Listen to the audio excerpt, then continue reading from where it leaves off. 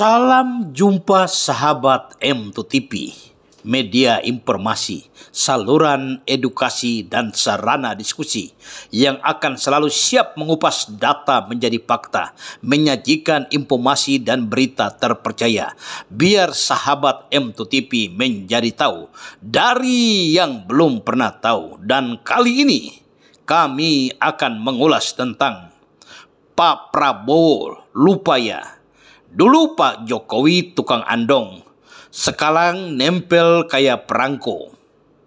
Tetapi sebelum kami lanjutkan ulasan ini, jangan lupa like, subscribe, dan komen konten-konten M2TV, biar kami akan tetap eksis untuk mengulas isu-isu menarik yang tentu akan menghebohkan. Beginilah politik, dan benar juga kata Napoleon Bonaparte, kebodohan bukanlah satu kesalahan dalam berpolitik. Atau mungkin juga kata bijak yang sudah tidak lazim lagi bagi kita, dalam politik tidak ada musuh yang abadi dan tidak ada kawan yang abadi. Atau mungkin juga ada pendapat bahwa politik adalah seni berkompromi.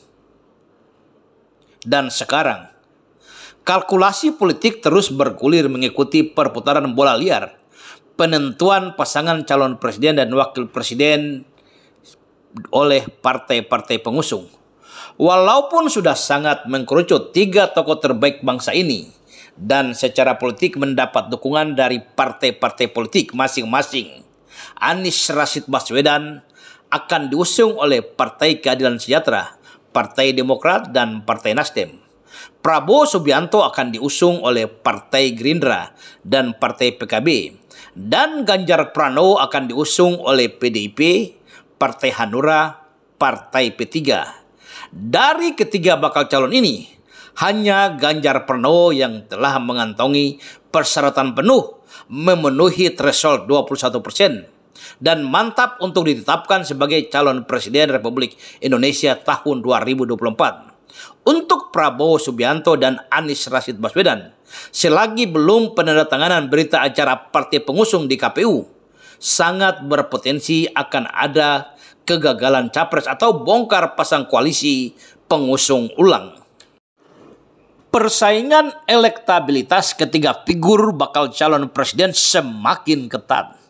Elektabilitas bakal calon presiden Prabowo Subianto dan bakal calon presiden Ganjar Pranowo saling kejar-mengejar sesuai survei popularitas lembaga-lembaga survei kredibel.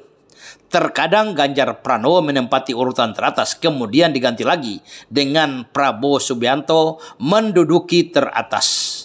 Sedangkan Anies Rashid Baswedan tetap menempati juru kunci alias urutan ketiga tetap.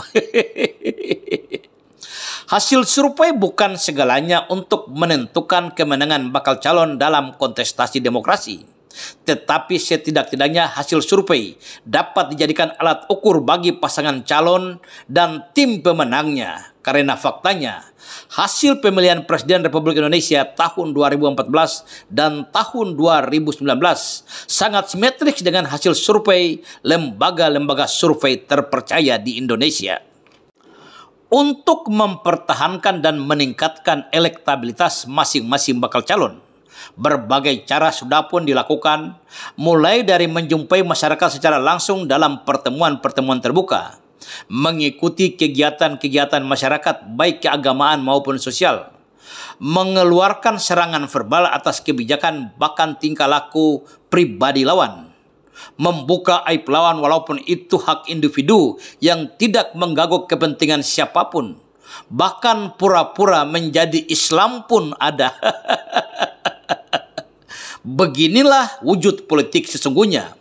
Bahkan ada pepatah mengatakan, politik itu lebih sadis dari peperangan, karena dalam peperangan orang dapat membunuh lawannya hanya sekali. Tetapi dalam politik orang dapat membunuh lawan-lawannya berkali-kali. Dalam politik tidak ada kawan yang abadi dan tidak ada lawan yang abadi. Hal ini benar-benar terjadi dalam perjuangan Prabowo Subianto untuk menjadi Presiden Republik Indonesia atau untuk mengejar cita-citanya menjadi Presiden Republik Indonesia. Belum hilang dari ingatan publik bagaimana situasi dan kondisi pertarungan politik pemilihan Presiden Republik Indonesia, di mana harus berhadap-hadapan pasangan calon Prabowo Subianto CS melawan Insinyur Joko Widodo dalam pemilihan presiden tahun 2014 dan dalam pemilihan presiden tahun 2019. Bagaimana ketika tim sukses Prabowo Subianto menyerang Insinyur Joko Widodo, baik menyangkut pribadinya Insinyur Joko Widodo. Pak Jokowi disebutkan tukang andong, presiden pelongo-pelongo, presiden dungu, orang kampung tidak memiliki kapasitas.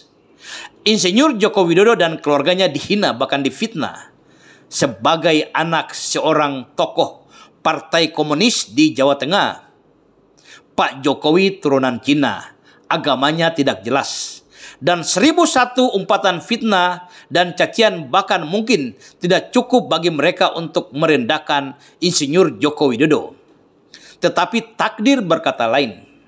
Dengan berbagai fitnah, cacian, hinaan kepada Insinyur Joko Widodo dan keluarganya, Allah meninggikan derajat Insinyur Joko Widodo dan keluarganya. Insinyur Joko Widodo terpilih menjadi Presiden Republik Indonesia ke-7 dalam 2 periode, yaitu periode 2014 sampai 2019 dan periode 2019 sampai dengan 2024 nanti. Presiden Joko Widodo tercatat sebagai presiden yang mendapat dukungan penuh dari rakyat, tertinggi bahkan menembus 80%. Tingkat kepuasan rakyat Indonesia atas kebijakan Presiden Joko Widodo. Presiden Joko Widodo begitu disenangi oleh rakyatnya dan sangat dikagumi oleh pemimpin-pemimpin besar dunia. Bahkan anak dan menantu Insinyur Joko Widodo dapat terpilih menjadi kepala daerah di Solo maupun di Medan. Semuanya karena kekuasaan Allah. Allah mengangkat derajat mereka. Dan publik masih ingat ketika luka-luka kekalahan para pendukung Prabowo Subianto dalam pemilihan presiden tahun 2019 masih menganga-nganga dan berdarah-darah.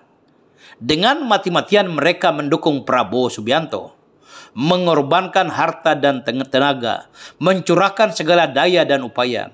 Tetapi sayang orang yang mereka dukung tanpa ada rasa terima kasih berbalik arah dan bergabung dalam kabinet Presiden Joko Widodo. Alasannya begitu mudah, untuk kepentingan bangsa dan negara. Mungkin ada benarnya juga untuk kepentingan bangsa dan negara, tapi yo Pak, hargailah sedikit pengorbanan para pendukungmu. Karena sehebat-hebatnya pemimpin bangsa adalah mereka yang menghargai perjuangan rakyatnya. Mereka pendukung Prabowo Subianto tahun 2014 dan tahun 2019 adalah rakyat yang memiliki hak politik. Ketika tahun 2014 dan tahun 2019 mereka memilih Prabowo Subianto karena kepercayaan mereka terhadap figur Prabowo Subianto. Tetapi ketika mereka rakyat kecil yang mendukung Prabowo Subianto dalam pemilihan presiden tahun 2014 dan tahun 2019 dihianati oleh orang yang mereka percayakan, maka sesungguhnya dia bukanlah seorang pemimpin yang baik. Lalu sekarang, ketika dukungan publik atas kepemimpinan dan kebijakan-kebijakan Presiden Joko Widodo menembus 80%, Prabowo Subianto tanpa eling-eling atau malu sedikit pun menempel Pak Jokowi seperti perangko. Pak Prabowo mungkin sudah lupa ketika dulu tim sukses Bapak dan mungkin Bapak sendiri panggil Pak Jokowi Presiden pelongo-pelongo. Tukang andong tak bisa dipercaya. Sekarang Bapak tempel Pak Jokowi seperti perangko. Kekuasaan itu magnet dunia, membuat orang bisa melakukan segala cara untuk mendapatkannya. Dan beginilah politik. Tidak ada musuh yang abadi dan tidak ada kawan yang abadi.